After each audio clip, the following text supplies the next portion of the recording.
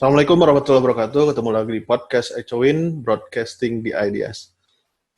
Oke, malam ini gue kedatangan tamu, seorang aktivis pendidikan sebenarnya. Dia sangat gigih memperjuangkan pendidikan, bahkan di pelosok-pelosok daerah gitu. Dan ini menurut gue patut diangkat gitu ya, karena bisa menjadi contoh dan bahkan apa yang dia lakukan merupakan suatu hal yang baru gitu, bukan suatu hal yang baru tapi suatu yang tidak mainstream gitu. Kita panggil Rizky Tajudin atau Baba Acak. Assalamualaikum, bro. Waalaikumsalam warahmatullahi wabarakatuh. Oke, ini posisi di Palangkaraya. Palangkaraya. Oke. Nah, yang mau kita bahas apa nih? Kurikulum adaptif. Iya, Ya, kurikulum adaptif di era pandemik. Era pandemik. Apa ini? Kurikulum adaptif itu maksudnya apa? Ya, ya ada kata-kata dari seorang design thinker, ya, Peter F. Drucker. Dia mengatakan begini: the greatest danger of time of turbulence is not the turbulence, but it is to act the yesterday logic. Kayak gitu. Gua paling dari tadi agak susah ya. Artinya, jadi maksudnya bahaya terbesar di sebuah turbulence atau bencana adalah bukan pada bencana itu sendiri, tapi cara berpikir kita pada logika masa lalu. Ya. Nah, kondisi berubah, ya kan? Masyarakat berubah, tapi cara berpikir pendidikan nggak berubah. Ini maksudnya di era pandemi ya? Di era apa aja sebetulnya? Oh, di era apa aja? Oke. Nah, itu bahaya terbesar. Saya kasih contoh gini, yang paling gampang ya, sebelum pandemik ya. Oke. Ojek pangkalan dengan ojek online. 5 tahun yang lalu saya ke Jakarta, di depannya stasiun itu rata-rata ojek pangkalan. Ya. Tapi tahun 2019 saya ke Jakarta, di depan stasiun Tebet itu mungkin 95% ojek online, dan sudah tergusur tuh ojek pangkalan. Di pinggir-pinggir nawar-nawarin masih, bang mau kemana bang? 10.000, 50.000, 20.000. Padahal harga aslinya 10.000. Itu kondisi. Akhirnya apa? Tersisih mereka kan. Nah, begitu juga di pendidikan. Ya. Pendidikan itu sangat dinamis dan seterusnya. Tapi kemudian banyak dari kita yang masih berpikir dengan cara logika masa lalu. Saya mengapresiasi apa yang disampaikan oleh salah satu anggota Komisi 10 DPR, ya, yang ketika acara dengan Pak Nadiem itu, Pak Nadiem nggak menyentuh itu masalah kurikulum, tapi beliau bilang gini, kok pas ya dengan pelatihan saya bikin ya, beliau gini, harusnya kita memikirkan sekarang adalah kurikulum yang adaptif dan fleksibel di kondisi pandemik. Nah, kalau kita bicara pada, saya ambil satu contoh aja ya, di tahapan perkembangan menurut Abraham Maslow, hierarki kebutuhan dasar menurut Abraham Maslow. Paling dasar itu kan kebutuhan akan fisik ya, makan, minum, pakaian, udara segar, kesehatan dan sebagainya. Di atasnya adalah kebutuhan akan rasa aman. Nah, hierarki ini nama hierarki. Kalau kebutuhan dasar belum terpenuhi, maka kebutuhan di atasnya juga akan sulit terpenuhi. Nah, di kondisi ini saja, di kondisi fisik ya, fisiologis ini, kita tidak merasa aman. Kemudian sehingga mempengaruhi rasa aman kita. Ya. Sekarang jadi kita was-was, cemas dan sebagainya. Apakah besok masih bisa makan? Yang punya uang bisa beli sesuatu nggak, dan seterusnya. Itu yang terjadi sekarang.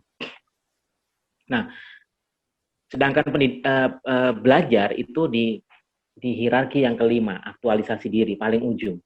Nah, bagaimana anak-anak bisa belajar dengan baik ketika rasa amannya tercabut? Nah, harusnya di sekolah itu memberikan rasa aman, ya, baru ngomongin masalah belajar. 2 bulan yang lalu, awal-awal pandemik, semua teriak-teriak kan, wali murid teriak, kemudian guru-guru juga mengeluh. Semua mengeluh. Kenapa? Karena semua nggak tahu mau ngapain dan sebagainya. Karena tercabut rasa amannya, tapi tugas-tugas banyak sekali. Nah, itu kondisinya benda mati ya.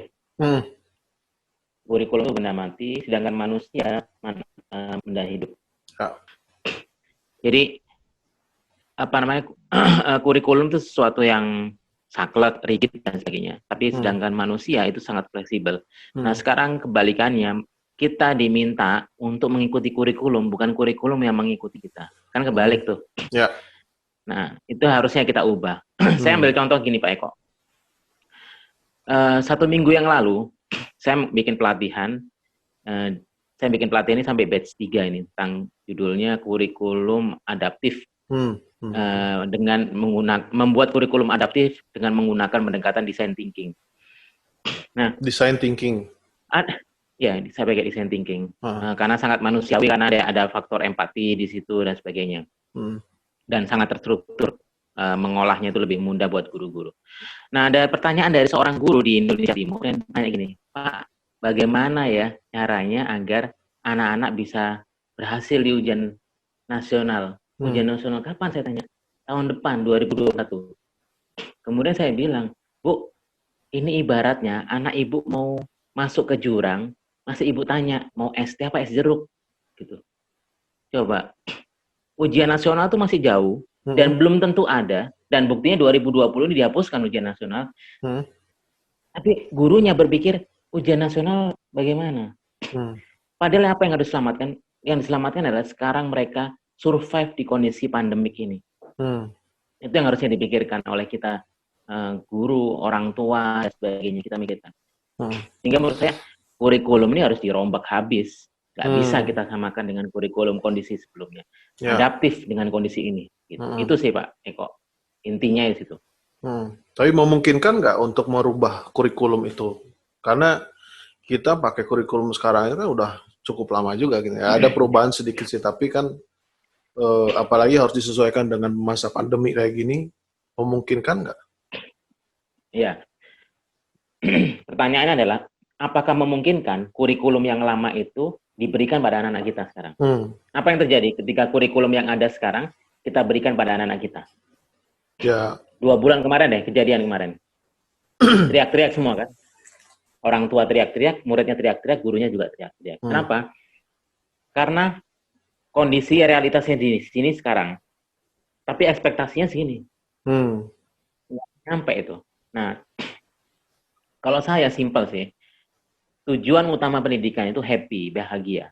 Ya, bukan bersenang-senang ya. Bukan pleasure, bukan bersenang. Happy, bahagia. Bahagia itu sebetulnya 2 aja. Ketika kebutuhan dasar terpenuhi.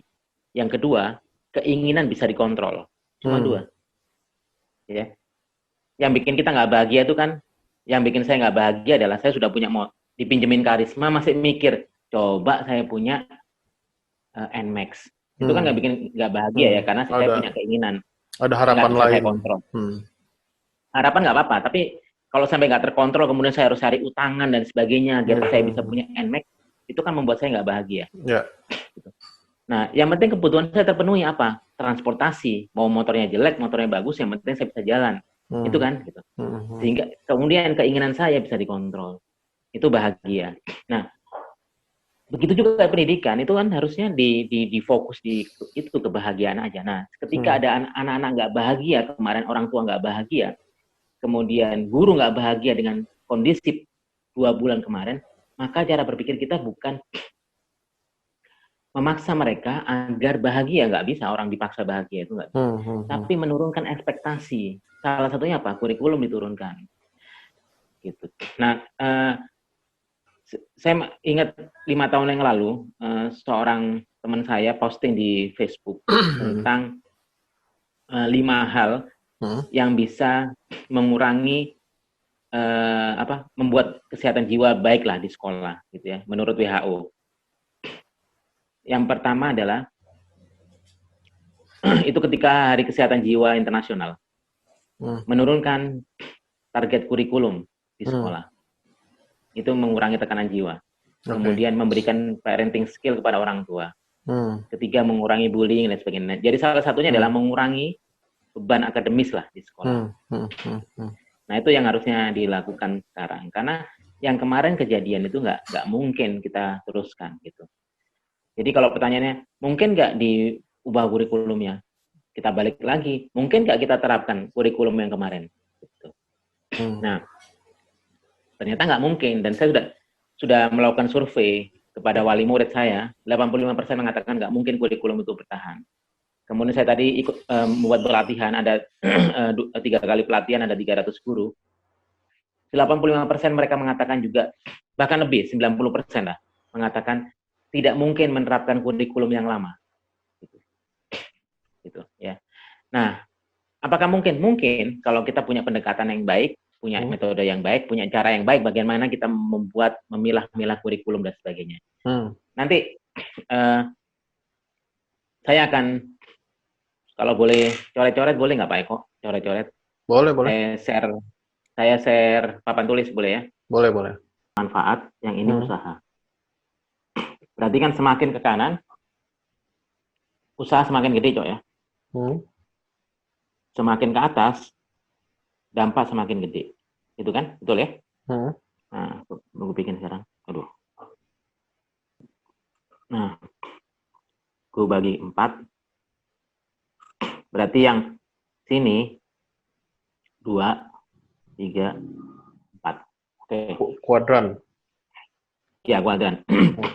Berarti yang pertama ini kan adalah usahanya gede, dampaknya kecil, gitu ya.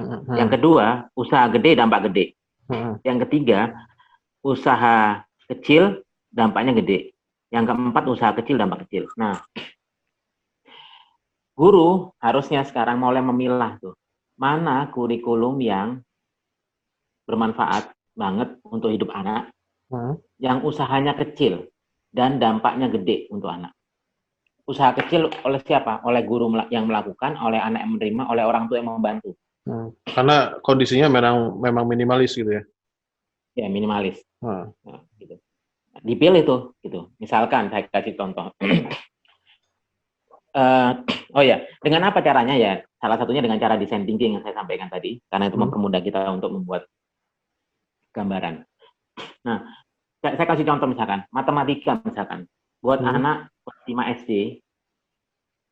Nah, di materi kurikulum ada persamaan kuadrat. Oke, persamaan kuadrat. Kira-kira menurut seperti ini, ngajarin persamaan kuadrat dari guru ke siswa, kondisi kayak gini, itu usahanya gede atau usahanya kecil? Gede. Usahanya gede. Oke. Manfaat buat hidup anak, kecil. Gede atau kecil? Kecil. Oke. Usaha kecil, dampak, usaha gede, dampak kecil. Berarti yang satu. Nah, ya, berarti ini jangan kerja. Ya. Itu nanti di share, di screen saya ada, Cok, yang ya, ada. Di PDF itu. Ya, lakukan sekarang ya. Nah, yang kuadran 1 ini kita bilang, jangan lakukan. Artinya jangan berikan itu. Kecuali buat anak-anak yang pinter, yang cepat dan sebagainya. Boleh nggak dia? Boleh. Bisa aja. Tapi buat anak-anak yang rata-rata, itu usahanya gede dan dampaknya kecil buat hidup anak. Toh kita sekarang nggak pakai persamaan kuadrat. Ya nggak? Gitu. Misalkan bahasa. Gitu. Suruh ngajarin sastra dan sebagainya. Itu usaha gede atau kecil? Usahanya gede. Tapi manfaatnya buat hidup anak itu kecil. Gitu. Bukan berarti sastra nggak penting ya, tapi di kondisi sekarang ini, yang paling penting berbahasa buat anak-anak adalah bagaimana mereka bisa berkomunikasi baik dengan orang lain. Kita gunakan Zoom dan sebagainya itu. Nah, guru memilih ini, mana yang penting, mana yang... Nah, jadi kuadran ketiga ini, kuadran ketiga ini, saya kasih warna biru ya. Oke. Kuadran ketiga ini, itu lakukan sekarang. Tapi kuadran 1, jangan lakukan. Kuadran 2, ini penting. Tapi kalau kita mengerjakan, kita perlu perhitungan yang cukup. Apakah resource kita kuat, SDM kita kuat, dan sebagainya. Boleh dikerjakan. Yang keempat, yaitu gimmick lah. Itu gimmick. Dikerjakan boleh, nggak dikerjakan boleh. Nah, itu yang saya bilang, ini adaptif. Gitu. Kondisi inilah yang disebut adaptif. Gitu. Misalkan anak TK. kebutuhan terbesarnya adalah motorik dan sensori. Oke ya, gue stop screen ya biar anak TK misalkan kebutuhan terbesarnya adalah motorik dan sensori. Dan itu penting untuk hidup anak. Nah, tapi di kondisi ini kita harus milah mana yang bisa dikerjakan, mana yang kita tunda. Atau kerjakannya nyicil dan sebagainya. Nah, itulah keterampilan guru untuk melakukan itu. Sehingga mungkin nggak kita adaptif? Mungkin. Sekarang berikan kebijakan, kurikulum itu diatur oleh sekolah, bukan oleh sekolah pusat. Iya, oleh sekolah. Nggak bisa beda-beda dong. Kan? Ya, karena memang kondisinya beda-beda. Kondisi anak-anak yang tidak kena pandemik dengan anak-anak yang sekarang kena pandemik. Itu kondisinya juga berbeda. Kenapa harus disamakan kurikulumnya gitu? Nggak bisa sama. Kondisinya jauh berbeda, ya kan? Nah, itu yang harusnya di keterampilan itu yang diajarkan sehingga guru bisa lebih luasa gitu, untuk memilih mana yang penting, mana yang ini. Kan hakikatnya pendidikan adalah membuat mereka survive di kondisi apapun. Ya, bukan mengikut. Nah, selama ini gini, Cok. Pendidikan di hampir seluruh dunia itu mengikuti kebijakan politik, misalkan. Ya, misalkan kata-kata gini ya, kenapa kurikulum harus berubah? Karena kita bersaingan internasional dan sebagainya. Gitu. Itu kan kepentingan negara, bukan kepentingan anak. Sekarang kita berpikirnya berpusat pada anak. Apa kebutuhan anak itu sekarang? Itu yang kita pikirkan. Bukan kepentingan negaranya, tapi kepentingan anak. Itu yang harusnya diubah. Jadi bisa nggak? Bisa seharusnya. Kalau kita mau gitu. Nah, kalau sekolah saya ya agak-agak culas lah dalam tanda kutip ya. Agak nekat itu. Sebelum pemerintah memutuskan sesuatu, kita sudah melakukan itu. Karena pandangan kita gini, seperti ini. Pemerintah itu manusia juga kan isinya. Ya. Nah, kondisi mereka juga kondisinya sama. Pada rasa ketakutan, cemas, dan sebagainya. Sama seperti kita. Mungkin kecemasan mereka lebih besar dibanding kita. Takut apakah negara ini masih survive, apakah nanti ada kerusuhan atau tidak. Kan pikiran mereka macam-macam. Kemudian kita menuntut mereka agar memahami kita nggak bisa sekarang kayak ini. Ini harus diatur, nungguin. Sudah, bukan saatnya lagi kita nungguin pemerintah. Pemerintah ini sudah dalam kondisi yang berat. Bukan saya belain pemerintah, nanti disuruh bilang membela pemerintah, bukan ya. Belain juga nggak apa-apa kan? Oh ya, nggak apa-apa kalau benar ya. Bukan saatnya untuk kemudian kita nungguin. Kemarin saya ambil beberapa contoh ya. Sebelum pemerintah daerah memutuskan untuk libur di sekolah, kami sudah putuskan. Gitu. Termasuk ketika asap, kita liburnya panjang, Cok. Ya. Ada musim asap kemarin, ya kan? Asap sudah libur kemarin 2 bulan. Ini ditambah lagi 2 bulan lagi. Musim pandemik. Sebelum pemerintah itu memutuskan 19 Maret, kalau nggak 18 Maret di Palangkaraya. Kita sudah putuskan tanggal 16 Maret libur. Lebih cepat. Kemudian untuk kurikulum adaptif, yang lain belum ngomong ini, tapi kita sudah melakukan untuk melakukan inovasi terhadap kurikulum. Yang lain masih bingung kemarin, gimana rapotan, ini masih nunggu dinas, kita udah putuskan. Bagi rapotan via Google Drive, sudah selesai. Dan orang tua mengapresiasi juga. Terima kasih orang guru dan sebagainya. Mereka mensupport kita lah. Mereka tahu juga bahwa kondisi kita juga dalam kondisi yang lelah dan sebagainya. Nah itu sih, kurang lebih yang bisa. Gitu. Tapi gini ya, ya pertama satu hal yang yang dikatakan tadi benar gitu, bahwa kemarin kan sempat ngobrol-ngobrol juga dengan Pak Abdul Aziz ya, Ketua Komisi B DPRD DKI, bahwa pemerintah itu sebenarnya nggak bisa dibebankan sepenuhnya bagaimana harus memberikan solusi terhadap masalah pandemi yang terjadi di masyarakat. Solusinya misalnya seorang pedagang harus begini, pendidikan harus begitu, ini segala macam. Tapi setiap elemen itu harus berkolaborasi, justru memberikan usulan bagaimana caranya supaya misalnya pendidikan seperti yang tadi dikatakan itu tetap bisa berjalan dan dengan menyodorkan kurikulum adaptif misalkan. Itu Ya, satu poin yang sebenarnya sejalan dengan pemerintah. Tapi gini, ya. kalau pembuatan kurikulum itu dibebankan kepada sekolah atau kepada guru gitu. Nah, gurunya sendiri mampu nggak untuk bisa menjalankan hal ini? Kemudian kalau tidak ada arahan, misalkan tidak ada kolaborasi terhadap semua pendidikan gitu, semua elemen pendidikan, kan jadinya setiap daerah atau setiap sekolah atau setiap jenjang pendidikan akan beda-beda nih arahnya gitu kan. Yang ini mau ke sini, yang ini mau ke sini, yang ini mau ke sini gitu. Outputnya akan jadi beda juga kan. Nah, itu gimana?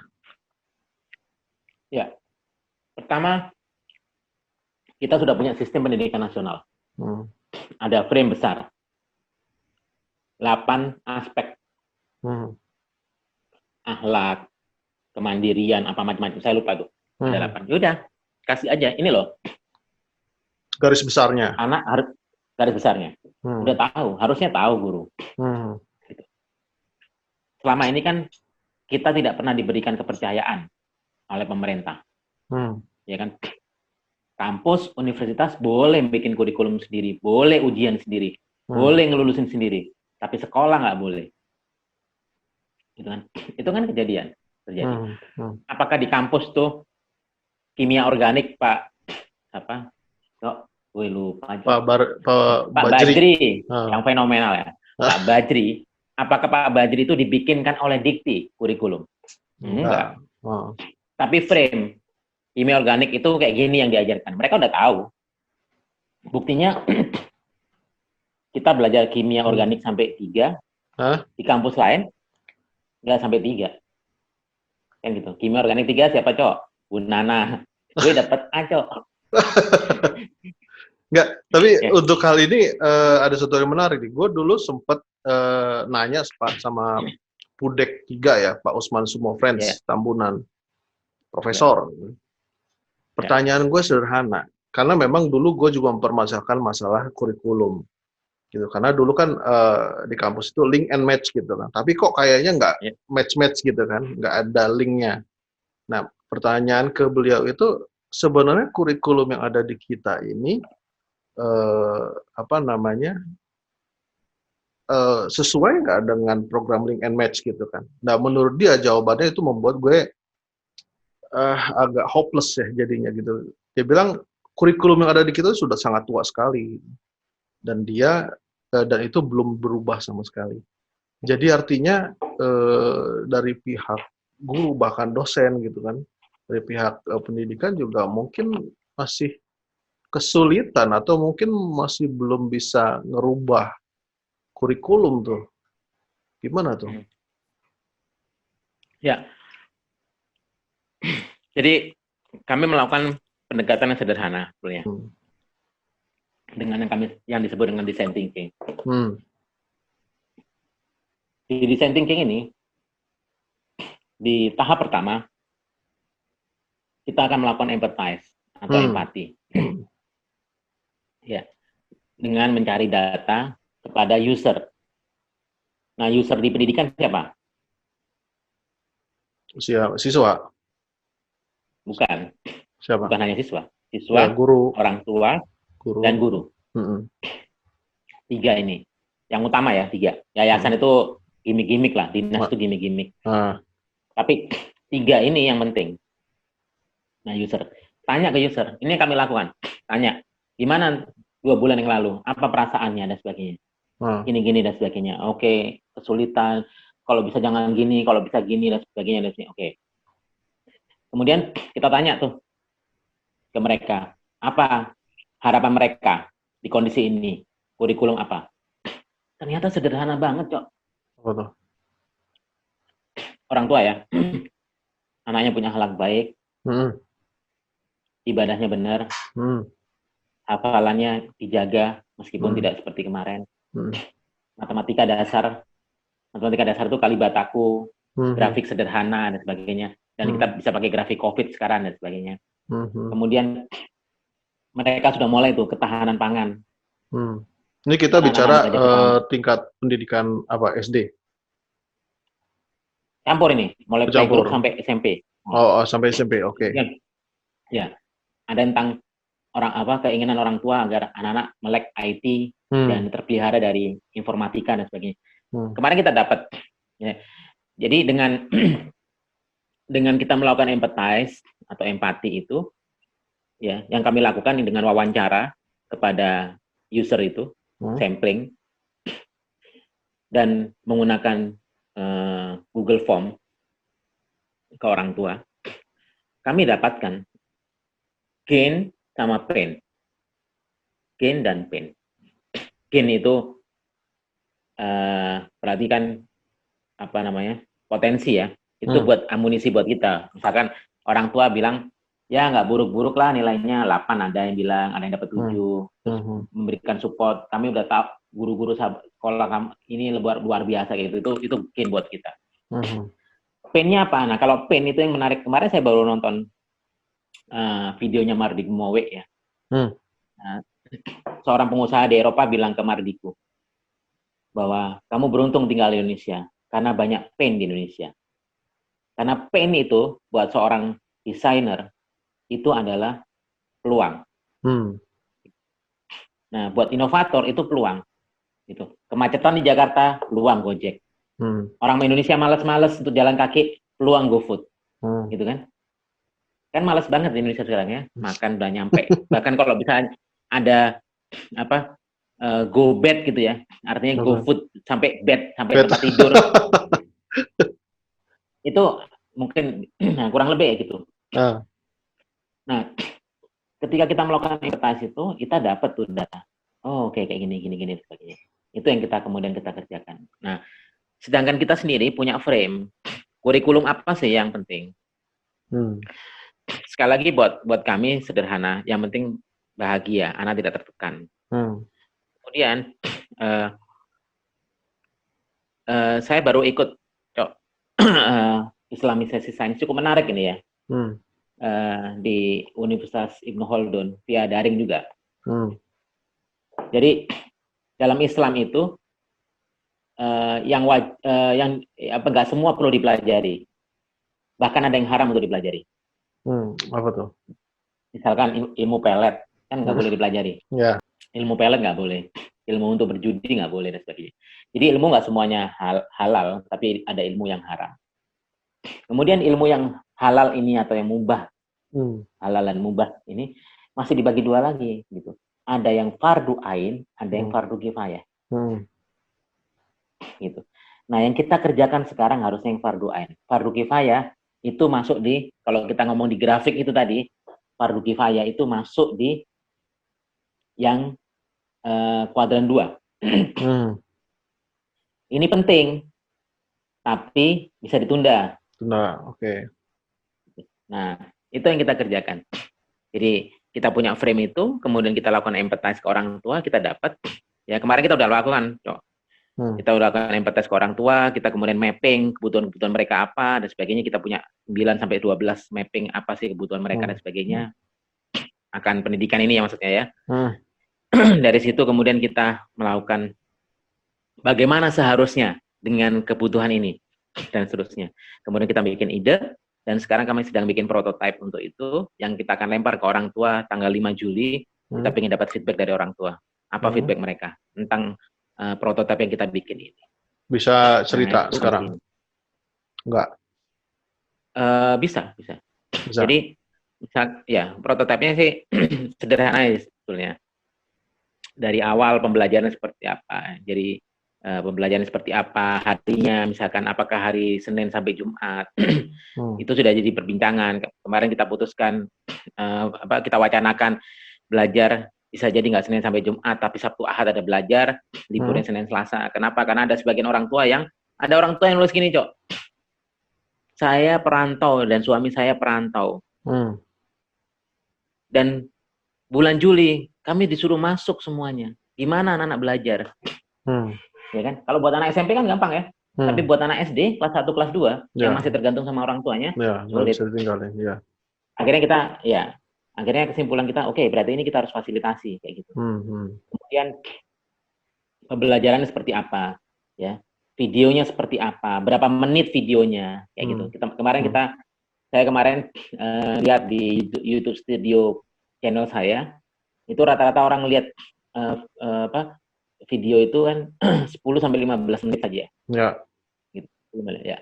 Sehingga kita bikin video pembelajaran 15 menit. Posisi di mana, sedang apa dan sebagainya, kondisi di belakangnya seperti apa dan sebagainya. Kemudian feedbacknya seperti apa, apakah harus dengan Zoom? Oh enggak, kemarin kita pakai video call WhatsApp aja gitu. Bisa berlima, berenam, karena sekarang bisa 8 orang kan. Dan sebagainya. Nah, itu sampai kemudian penilaiannya seperti apa. Kita bikin tuh. Nah, nanti prototipe itu kita lempar ke orang tua, gimana nih? Kita dapat feedback, empathize lagi, define lagi, dan seterusnya.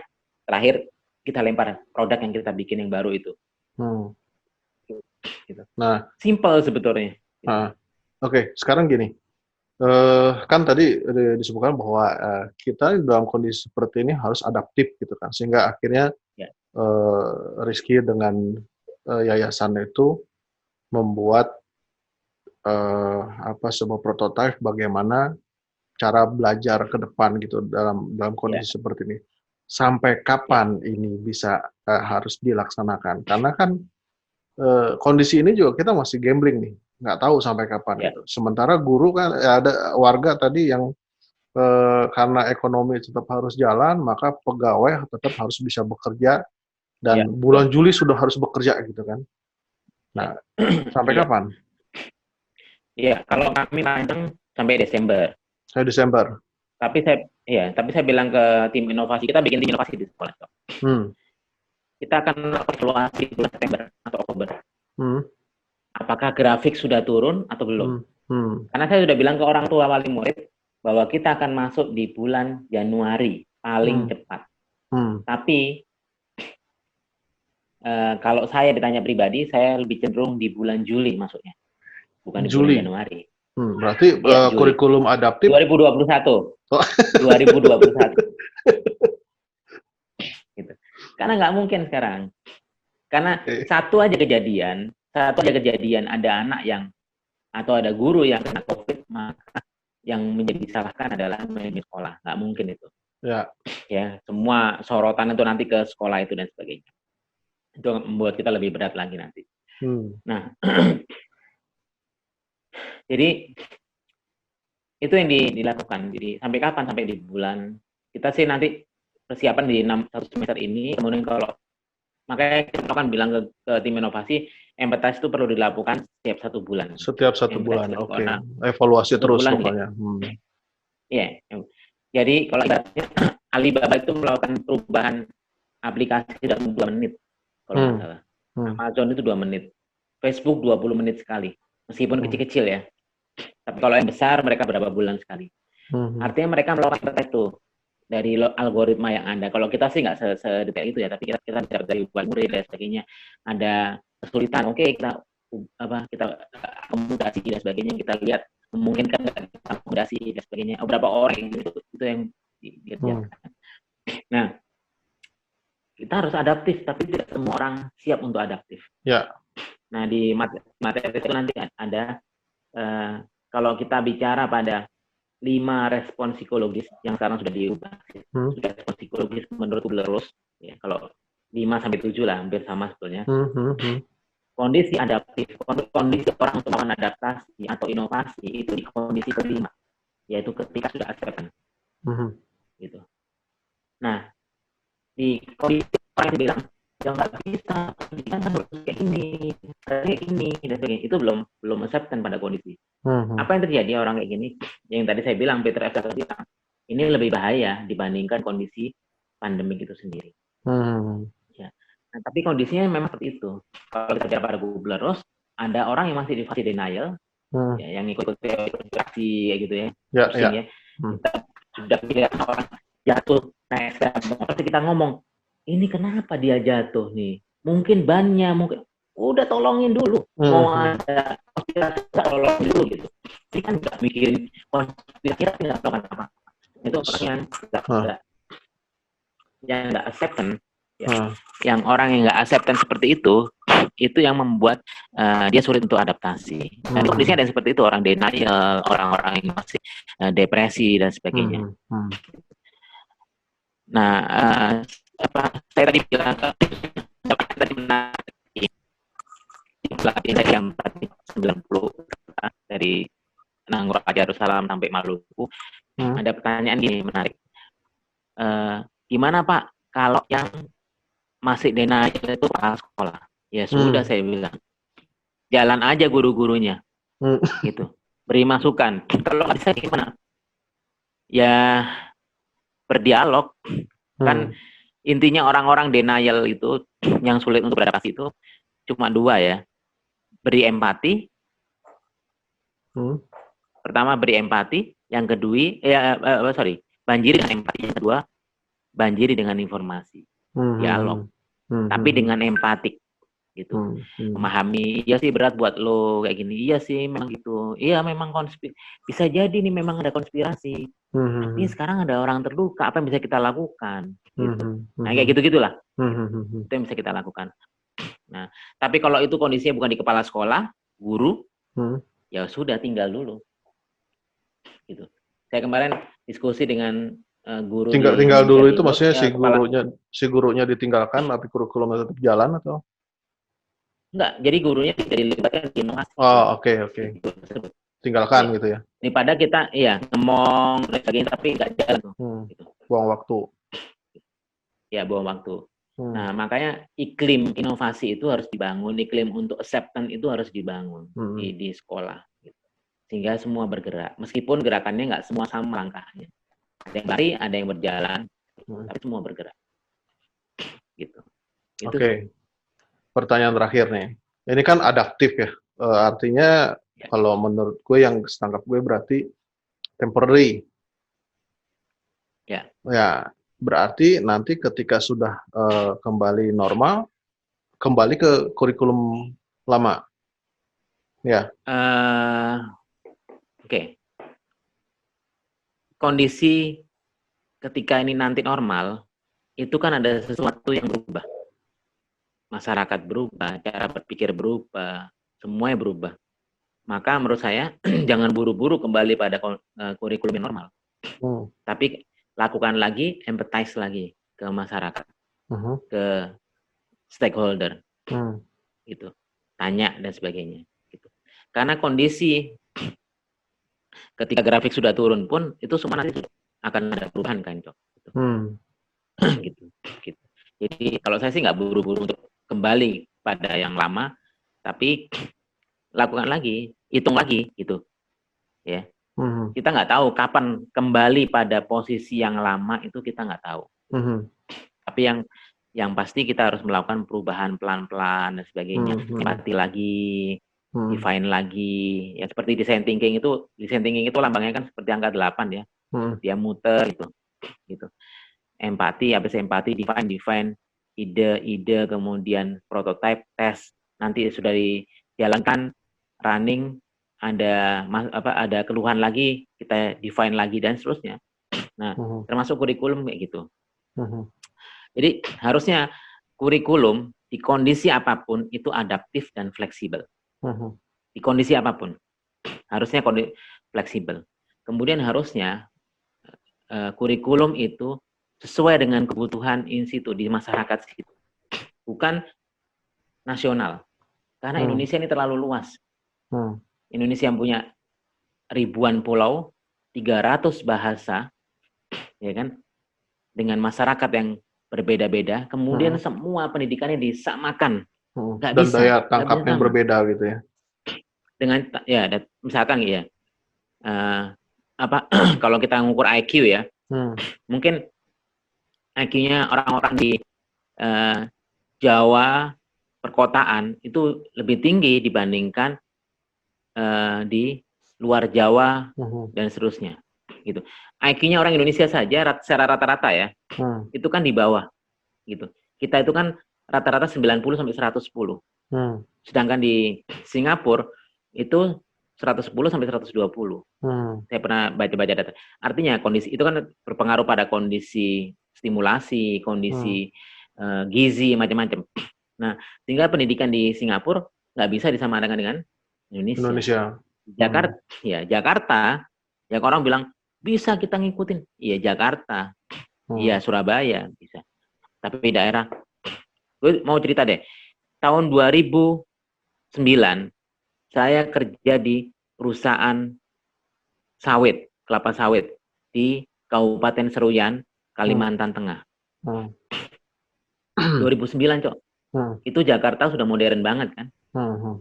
Depok kan sudah modern banget, apartemen dan sebagainya. Gitu ya. Saya ketemu istri teman saya sedang fotokopi. Saya tanya, fotokopi apa, Bu? Buku kimia, saya mau belajar lagi. Emang kenapa belajar lagi? Saya guru fisika, Pak. Sudah lama nggak belajar kimia. Emang kenapa? Nggak ada guru kimia.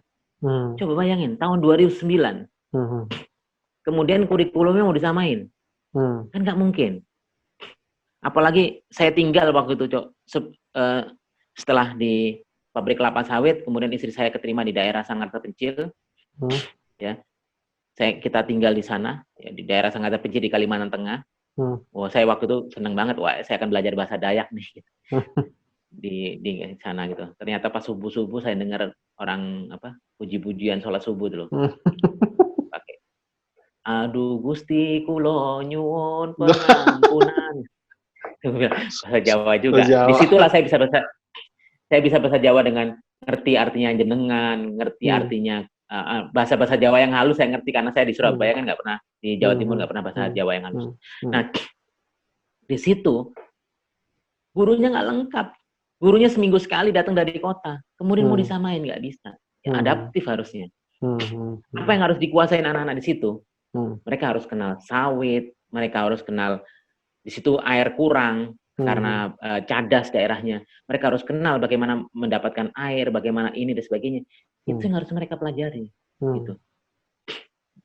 Ini kan kalau saya melihatnya, orang bilang pendidikan zaman dulu bagus, itu buktinya orang-orang dulu hebat-hebat. Yang korupsi kan orang dulu semua, Cok. Meskipun ada juga sih orang sekarang staf khusus kemarin kan ya.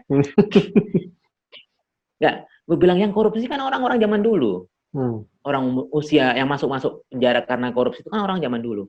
Kemudian kita masih ingat tuh, saya masih ingat ketika zaman Soeharto ada iklan layanan masyarakat, seorang bapak didatengin oleh guru, ditanya kenapa anaknya nggak sekolah, anak saya bantu saya ke laut mencari ikan dan sebagainya. Kemudian nasihatin, bapak anaknya harus sekolah karena anaknya harus berubah, lebih pintar dan sebagainya. Kemudian anaknya disekolahin, berubah tuh jadi dokter, jadi tentara dan sebagainya. Sekarang apa kejadian?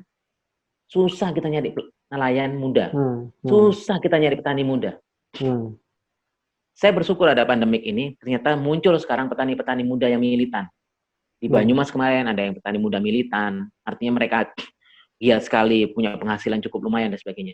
Karena bertahun-tahun pola pikir kita dirusak, bahwa pendidikan harus seperti ini dan sebagainya, harus sama dan sebagainya. Termasuk makanan pokok kita dianggap harus sama, nasi.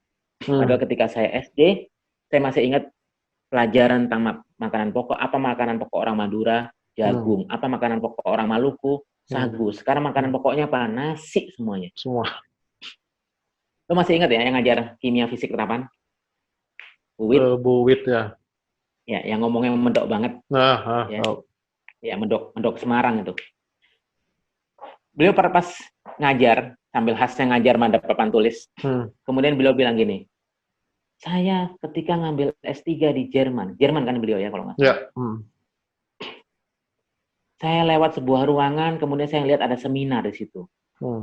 Saya tergugah dengan judulnya, karena ada Indonesianya katanya. Kemudian saya lihat tuh, judulnya adalah bagaimana masyarakat Indonesia makan gandum. Terus kata Bu Wit, iseng banget nih orang Jerman. Suka kita dong makan apa, gitu dan seterusnya. Sampai mereka bikin diskusi, penelitian dan sebagainya. Dan sekarang kita terbukti kan, kita termasuk pengimpor gandum terbesar di dunia. Kita makan mie, kita makan roti. Sekarang nyari roti berbahan dasar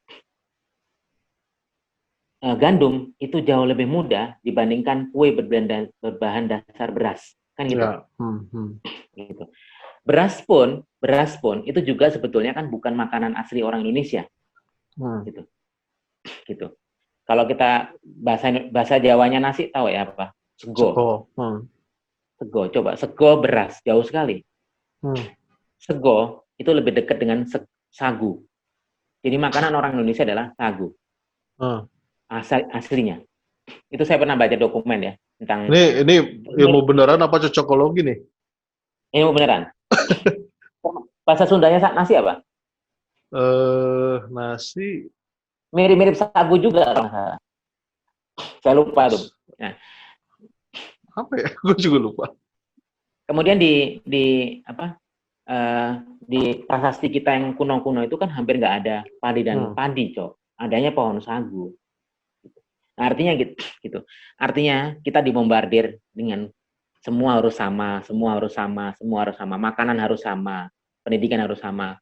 Intinya itu sih saya bilang. Pendidikan harus sama, pendidikan harus seperti ini. Padahal harusnya anak-anak nelayan itu diberi pendidikan seperti menjadi anak, bagaimana mereka jadi nelayan yang kaya raya. Gitu.